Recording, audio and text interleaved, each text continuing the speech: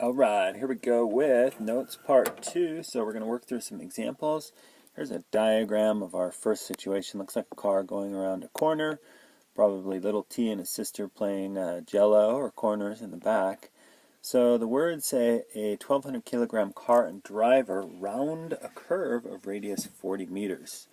And so the first question, about how long is the radius in feet? I threw this in there just because I know a lot of students sort of go through a class using some unit without really knowing what that means. So just keep in mind that approximately 3 feet is 1 meter. So you can picture this, a radius of curvature of about 120 feet. So that might be something that you would actually experience in a car. Okay, so first question calculation. If the coefficient of friction between tires on road is 0.3, how fast can they go without crashing? So the idea is we have our given information. The mass of the car and driver is 1,200 kilograms. Radius of curvature is 40 meters. And then also, this might be a good thing to do. When we're writing down what we know that in this situation, the centripetal force is provided by friction. Okay, it is the road acting on the tires that moves the car into a circular path.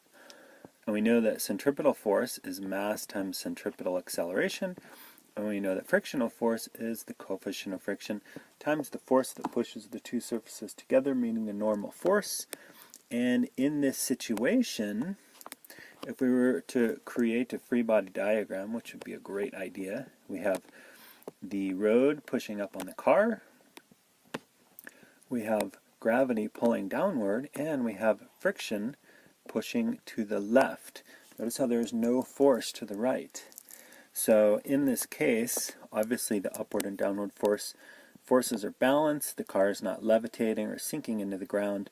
So normal force is equal to mg. Alright, so this is, well, we're going to use that. And you could write that down with the given information, because these are concepts that apply to this situation regardless of what the question is actually asking. So when the question asks if the coefficient of friction between the cars is 0.3, how fast can they go? So we're basically using this to solve for v, speed around a corner, tangential velocity or speed.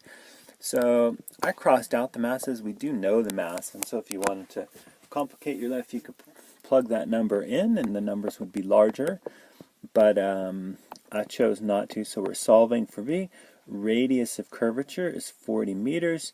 Mu, coefficient of friction, is 0.3, and acceleration due to gravity is 9.8. We can assume this car is on Earth, and solving gives us something around 10.8, 11, something like that, meters per second for speed or tangential velocity. What is the frictional force for the above situation? So, frictional force, mu times normal force, mu mg. Here we do have to use the mass. 0.3 times 1,200 times 9.8 gives us this, which we should probably write something like this, 3.5 times 10 to the second. That's a third. Shame on you, Tourville. So something around 3,500 newtons, units for force. Alright.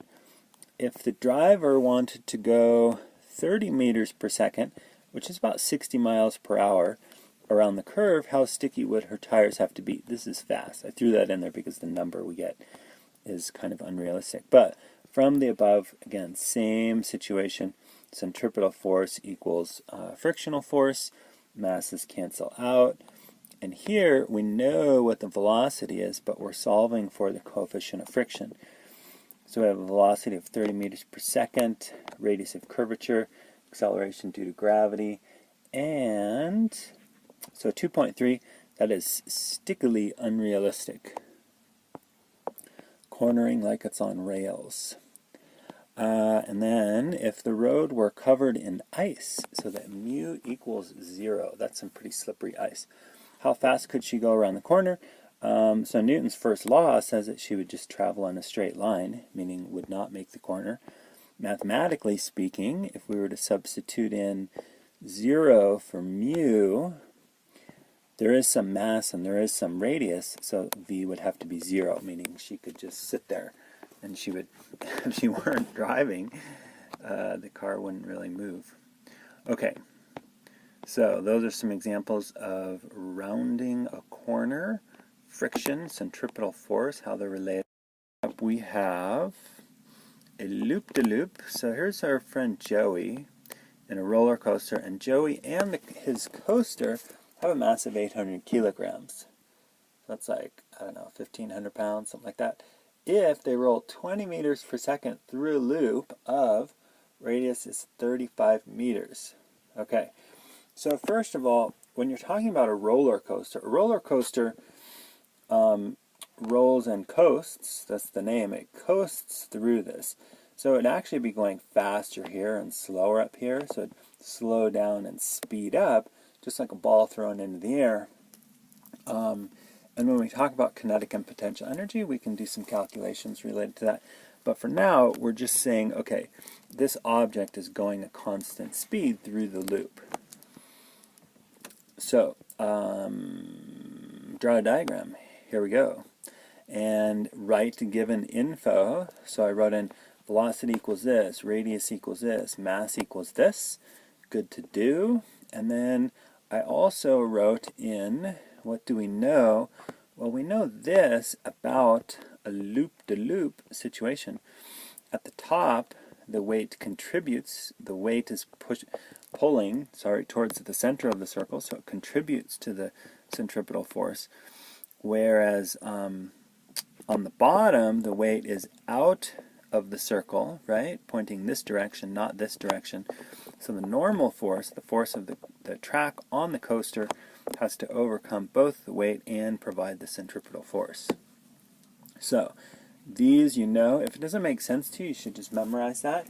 But it might be a good thing to write down when you're heading into a question like this. So we are asked to find the normal force of the track on the coaster, both at the top and at the bottom. So at the top, we have this. Weight plus the normal force is equal to the centripetal force.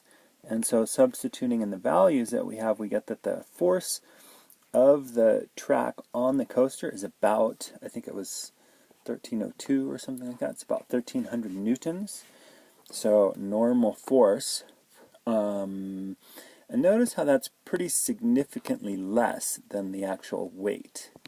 So the actual weight of Coaster and Joey would be something close to 8,000 newtons. So the track is pushing on the roller coaster at the top, but not by that much compared to the actual weight of the coaster. Ooh, let's get that out of there.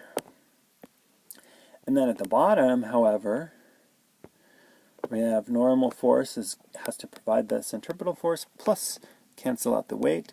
And so when we calculate, we get something much greater, 17,000 newtons. So notice how that is significant relative to the approximate.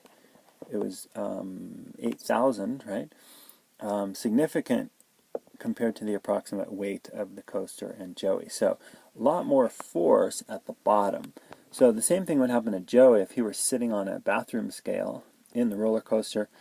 He would see a very large rating at the bottom, something close to or a little more than twice his weight, and he'd see something much less than his weight at the top.